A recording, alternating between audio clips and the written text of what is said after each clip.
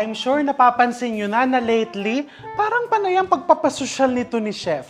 Nag-breakfast ng Japanese-inspired omelette. Yan yung ating cheesy souffle omelette na shinare ko lang recently.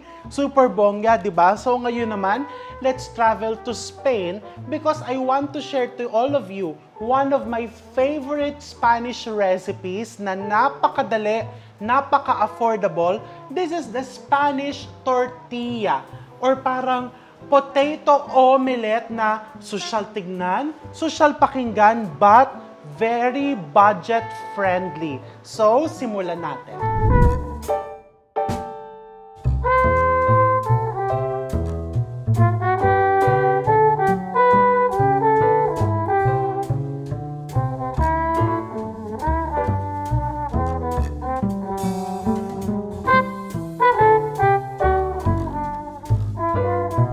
It's very, very simple. First, wala pong specific type ng pan or size ng pan pala.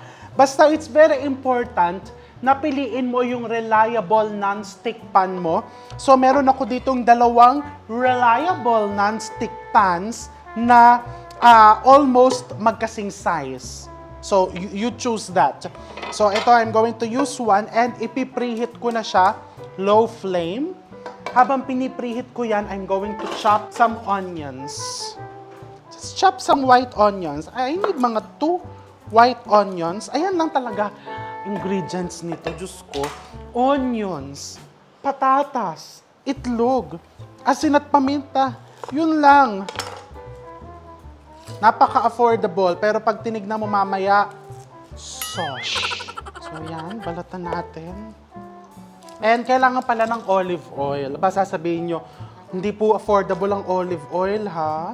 Pwede namang hindi olive oil. Hindi naman kikibuyan. Kung halimbawa, namamahalang ka sa olive oil, lagyan mo ng maraming olive oil, yung iyong kawali.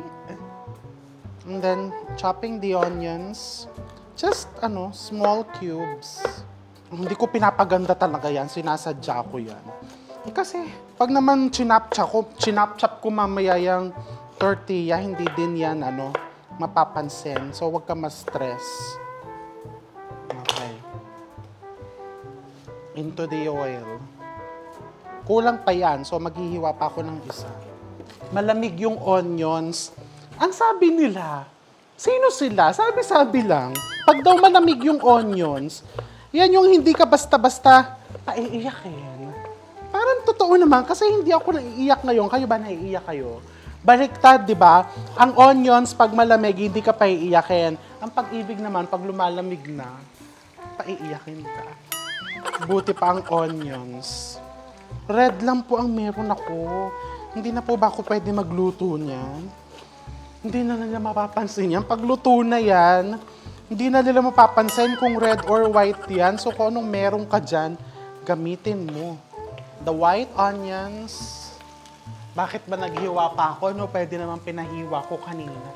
Kasi baka sabihin nyo, ang dali-dali ng recipe mo, ang ikli. So, season it with some salt and then just put your potatoes. Ayan, ganyang kalaki siya. 6 pieces na ganyang kalaki. O for size comparison, 6 pieces na ganyang kalaki. And we cut it into cubes. Authentic Spanish recipes would call for thinly sliced. Hihiwain mo ng sobrang ninipis yung patatas. Pwede mo din gawin yon. Some recipes would even suggest that you use a mandolin. Mandolin is the slicer. Meron ata ako nun. Ito. Nako, nasa pinakailalim. Halatang di ko ginagamit. This is the mandolin or the tool na ginagamit mo to thinly slice your vegetables, your root crops. Pero ako kasi, parang nasanay na ako sa ganitong size ng patatas. So, okay na ako dito. So, I'm going to season it with more salt and black pepper. You can put some herbs if you want. If you want to put cheese, if you want to put ham, smoked salmon, bacon, ilagay mo lang dyan. Push lang. So, you want to cook this, lutuin mo lang yung iyong patatas hanggat medyo malambot na siya. Almost tender, but not so tender. Yung may bite pa ng konti. Pwedeng high flame kung gusto mong medyo nato-toast ng konti. Shake-shake mong ganyan para pantay ang pagkakaluto. Ano ba nilagay ko dito? Patatas din. So, i-recycle natin. Ayan, you beat eggs. Around 8 eggs. O, diba? Super afford tong recipe na to. Pero super sosh. Pag ba yung parang nagpapa-breakfast ka, diba? Breakfast party. Breakfast potluck. Anong dala mo? Spanish tortilla. Or pinagbaon mo yung anak mo sa school. Face-to-face na, pinagbaon mo yung asawa mo. What's your baon? Spanish tortilla. Diba? May laban. Beat the eggs. Parang gusto kong dagdagan pa ng 2 itlog to. Pwede ba natin? Ito pala, meron pa ako sa likod. Tunay po yan, baka sabihin nyo. Hindi ko ginagamit yan. Lagdagan pa natin ng 2 pang eggs. And then season it with more salt and black pepper. Parang nasa Europe. Chef, sa probinsya po namin, mura kamote. Pwede po bang kamote gamitin ko? Push. Pwede. Hindi na po ito nilalagyan ng fresh milk, cream, hindi na po. Talagang ganito lang ang kanyang recipe. Napakasimple. Diba? Ganyan mo lang. Papunta sa'yo. Paano pupunta sa'yo? Kailangan confident ka para mapunta siya sa'yo. Ganun lang kasimple yun. Confidence is the key. If you are not confident, pagka ginanon mo yan, papalayo yan sa'yo. But if you're confident, papunta sa'yo yan. O, diba? Claim it. Parang blessings lang yan. If you're confident, if you're doing the right thing, o, diba? Papunta yan sa'yo. Ganon lang. Pero medyo natatasikan po ako ng mantika. Medyo natatasikan ako. Ayan. And of course, you have to try it. Baka medyo nalalabog na yung patatas. Tigas pa. Mga 3 more minutes. Okay, so almost tender na yung aking potatoes. I'm going to turn off the heat or the flame. And then here is the next step. The next step is, tanggalan mo ng konting mantika yung patatas mo. Ganyan lang, buhos mo lang na ganyan sa strainer. Shake. And then, ilagay mo yung patatas mo into a bigger bowl. And then, into this, you just fold in your beaten eggs. Mix mo lang. This is the right ratio. Kaya nagdagdag ako ng eggs. Kailangan medyo natatakpan nung itlog yung patatas. Okay?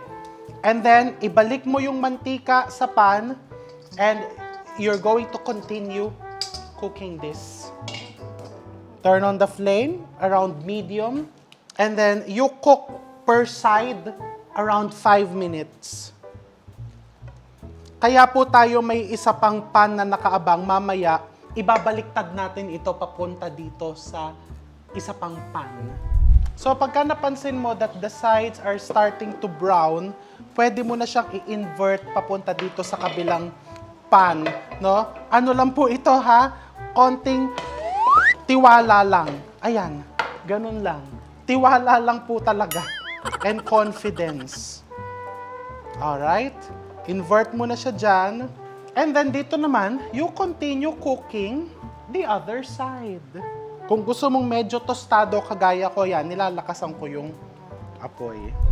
While we're waiting, actually malapit-lapit na to, gusto ko lang medyo tostado. O akalain mo ba? Ang mga Italians, yung kanila, meron naman silang what they call frittata. O diba? Social din pakinggan. Para next time, kailangan gawin ko yun. Frittata. Mas madaming laman yon. Frittata ata yun. hindi frittata. Whatever. Diba? Basta social pakinggan. So, next time, let's do that. Mas marami yung mga laman. Pwede mo lagyan ng mga salmon sa loob. Ito, patatas lang is solved na. Partner natin ng aioli or garlic mayonnaise. Hindi naman required, pero desired. O, diba? Hindi required, pero desired. So, let's do aioli. I have 3 cloves of garlic. I think I'm going to turn the flame off and palalamigin ko muna siya ng konti dyan. Kasi baka pag binaliktad ko, mapaso ako. I have my garlic. I'm just going to press the garlic into the bowl.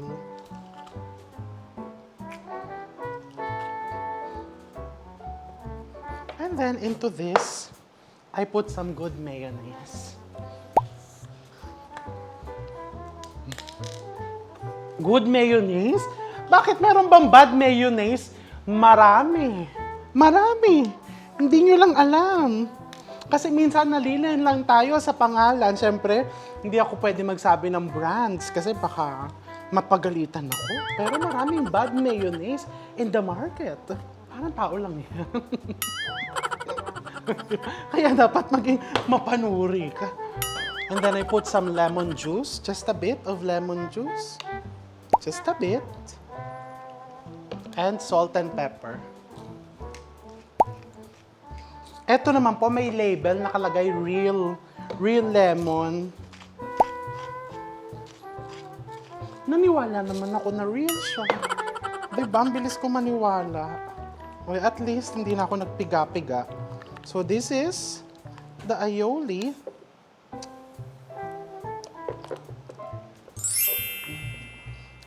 Divine.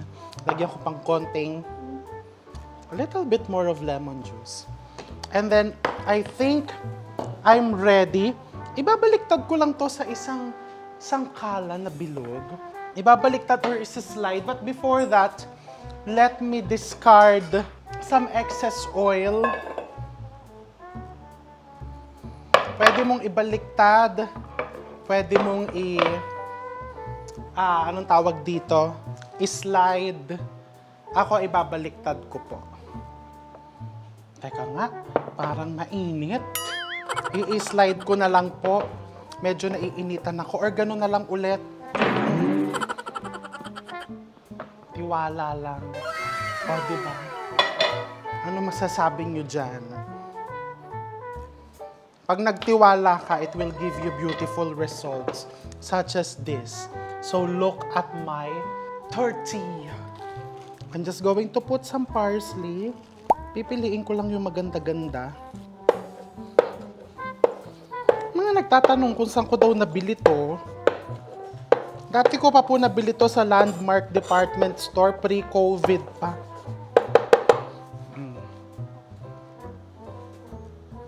Put parsley. Now, the best part. Tikman. So, pagka kinain mo yan, parang pizza, hihiwain mo lang na ganyan. See? Or pwede mo na actually hiwa-hiwain. Kung may pa-breakfast buffet ka, breakfast potluck.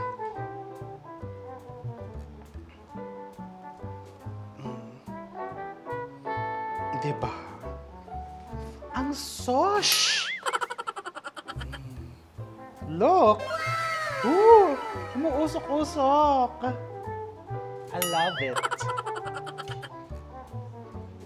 And lagyan ng aioli.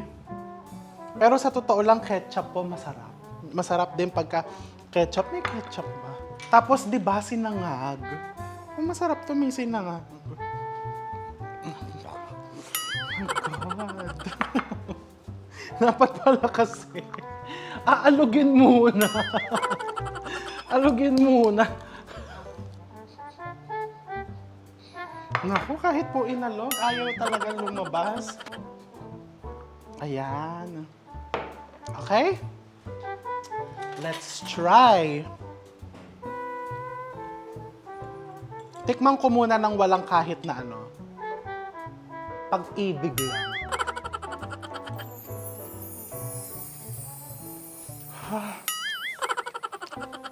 Ang init. Binigat ko pa kasi pag-ibig yan.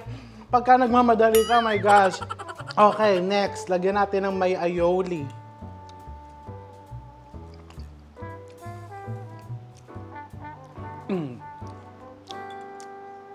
The aioli is so good.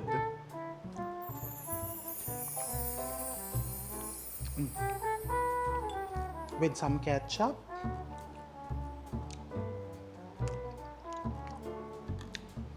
Pagsamahin naman natin yung aioli at saka yung ketchup.